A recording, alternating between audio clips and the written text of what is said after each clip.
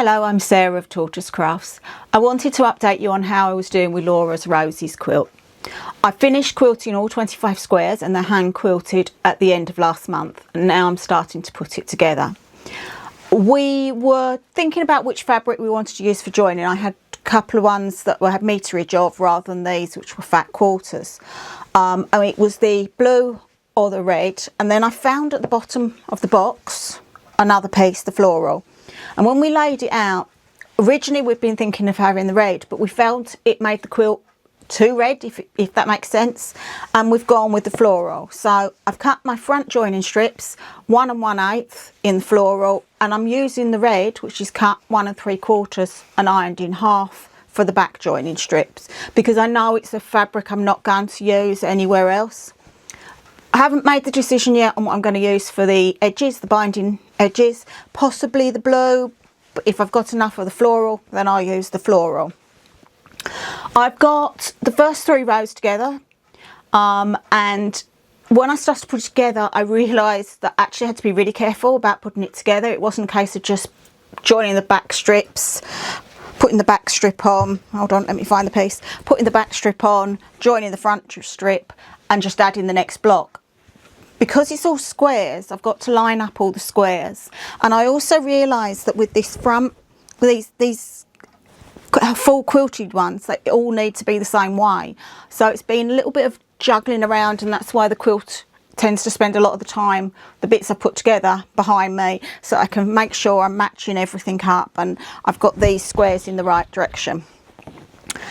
But it's going together really nicely, not too much problems.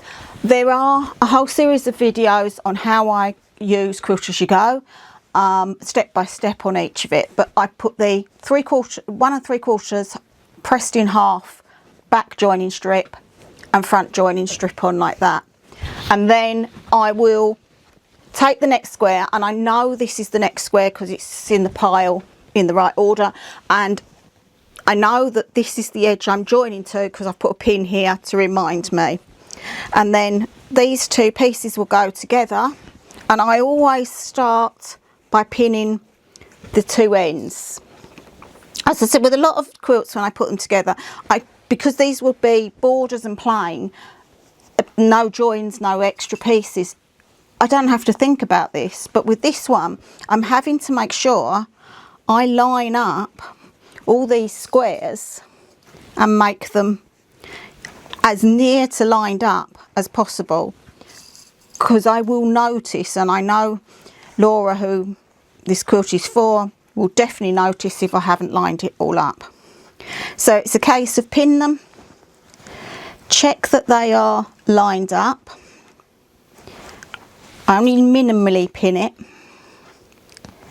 I then open it up and visually check across to see that they are, which I have managed it, and then I will put extra pins in to make sure it's all held properly. I don't very often pin things, but doing this joining is one plate thing I do pin, and I do use a fair number of pins. I don't like using the clips. I find the fabric moves. I'm still old-fashioned and like my pins. I will now take that to my sewing machine. So I don't have a massive space to stitch, and it's not a big problem. I'm used to working within a small space. You'll notice that I stitch with a walking foot on. I tend to never take it off. It's my preferred foot. This is a process I don't rush, because you are going through so many layers and you don't want anything to slip. So it's just a case of quietly, slowly stitching, adjusting it on the table and getting to the end. Now I'm almost at the end. One very important thing is to make sure that once you've taken the last pin out, none of this moves.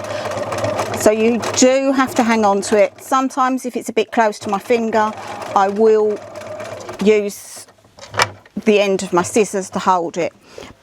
So that's another square joined to the previous ones. It's all stitched through, all ready to go. I will open it up and just check everything's right on the front I'm happy with how it's gone. Nothing is out of line or moved. I will carry on joining this whole strip together. There's another big square and then a smaller border square, and then my last bit to do on this strip, we'll turn it to the back. When I come to do the back, I flatten it out and this gets flipped over and I pin it all the way along, and then I will hand stitch this. I know some people will machine stitch it, but I'm far happier hand stitching it. I will hand stitch this and all the other back joining strips together. Once I've got this whole strip together, I will then join it to that strip, and then after that I have one more strip to go. My aim is by the end of this month, April, I will have all this quilt finished, which is only 10 years after I started. On this channel, my channel, there is in-depth videos, step by step, on how I use this quilt as you go method. And it's one I use a lot of the time for most of my quilts because they're not huge pieces I'm working on. I hope you'll come back in a couple of weeks and see this finished quilt. I'm hoping it will be done by the end of April, 10 years after I started it. So thank you very much for watching. Bye.